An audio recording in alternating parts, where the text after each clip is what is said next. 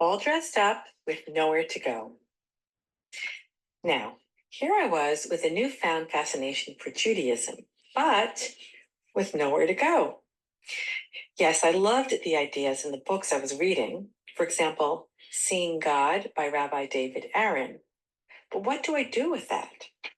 I called the most religious Jewish friend I had and asked her. Sherry attended a conservative synagogue. She must know. To me, she was kind of like a Jew expert.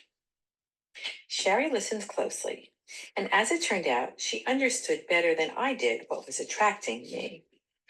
To this day, I am grateful to her for tuning in and putting aside her own predilections. Sherry told me that I was looking for something more of a Kabbalistic nature.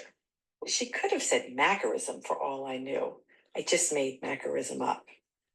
Where do you find this? Kabbalah? It didn't sound like something I could find in the Washington, D.C., Virginia, Maryland area. Uh-oh. Do I have to go to California to find it? She said she didn't know of any Kabbalah in the area, but she suggested this place called Chabad.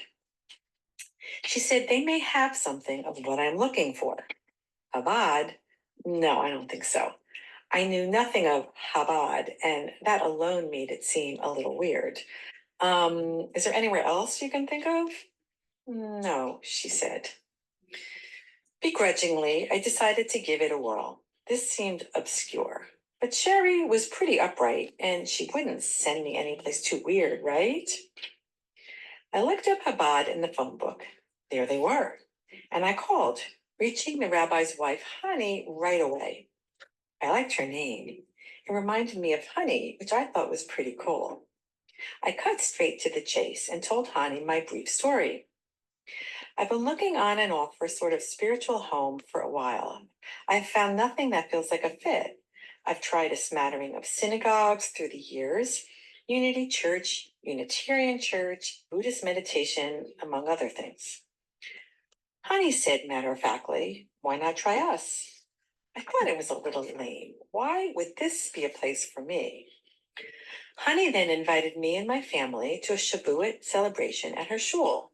Once again, Shavuot, Kabbalah, what are these things? She said they would have ice cream and pizza and read the 10 Commandments. I started to make an excuse why the date would not be convenient for me. Then I made a snap decision to go. I invited another mom and her little girl from the preschool, and we agreed to go together. Our children were friends, and we had chatted a bit through the year. On the day of Shavuot, my friend came to pick me up, and I came out with my two sons, ages 4 and 1, ready to join her and her 4-year-old daughter. Now, mind you, as a middle-aged mother of 2, I dressed relatively normal at this point. This was in contrast to my pre-marriage 20-something attire. A total side story. One evening last year, we had a family gathering with my ex-husband, a few of his friends, his brother, and a mutual friend of ours whom I hadn't seen in 30 plus years, and our 2 sons. These days, I tend to dress somewhat modestly. During the evening, I made some offhand comment about appropriate dressing. Good-naturedly, my ex-husband retorted, Vivi, remember, these people knew you when you were Madonna. This was in reference to when I was a 20-something single woman and I didn't always dress so very appropriately. Ha ha ha ha. Nothing like being humbly brought down to earth. I have to admit, I thought that was funny. I bring this up to place the Shavuot story in perspective. This particular Shavuot day, when my friend came to pick me up, though I'd dressed that way many times in former days, I was startled to see her attire. She was wearing very tight, short little hot pants, high platform sandals, and a tight little midriff shirt. I was no conservative mama, but even I was a little bit taken aback. Based on where we were going, a religious and family event, and despite my own nonconformist ways, I figured we would stick out like sore thumbs. Possibly some people might find it off-putting. We arrived at the family event and made our way through the activities as the other guests, women and men, welcomed us and introduced themselves. Here's what took me aback. No one looked askance at us. No one. None of the men looked anywhere except in our faces. I was extremely impressed with the respect and restraint awarded and the lack of any outward sense of judgment or leering. This funny new group of people began winning me over with their big acceptance, even though, by superficial standards, we definitely did not fit in. As we were leaving, we were invited to share Shabbat dinner at a congregant's home. Additionally, the rabbi's wife later called and also invited us to have Shabbat dinner at her home. We accepted both invitations. That story to come. My takeaways here are how life enriching it is to try new things and the importance of our actions. Had I stayed close-minded, I would have remained in my smaller world where I knew the rules, and I would have never met these funny people that did not seem to judge us. Regarding the importance of our actions, I have no idea if people felt any judgment towards us, but it didn't really matter.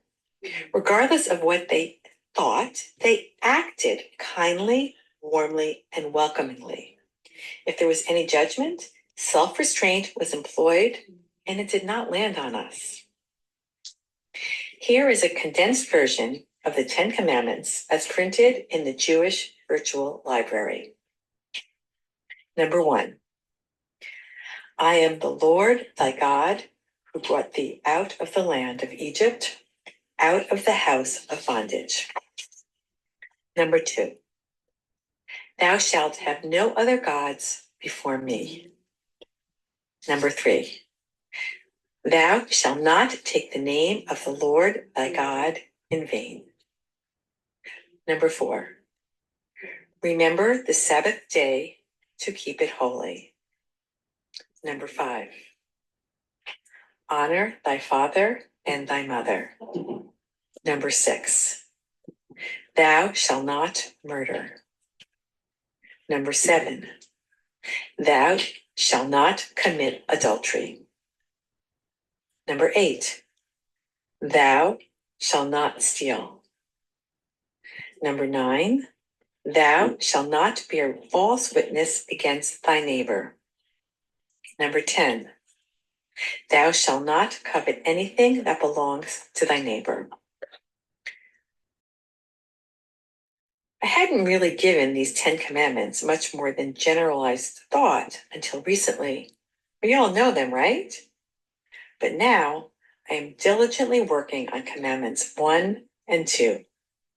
That's another story. To be continued. Love, BV.